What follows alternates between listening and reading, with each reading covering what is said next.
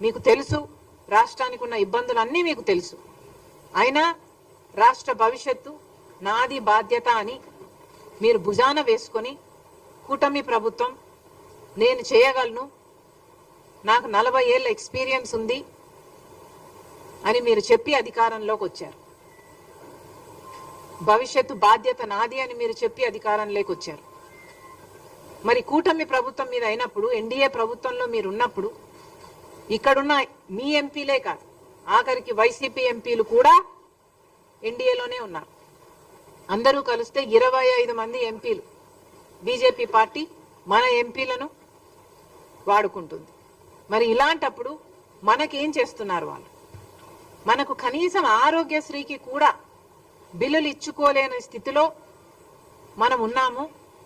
ఉంటే ఎన్డీఏ ప్రభుత్వం ఏం చేస్తుందో చంద్రబాబు గారు, బీజేపీ పార్టీ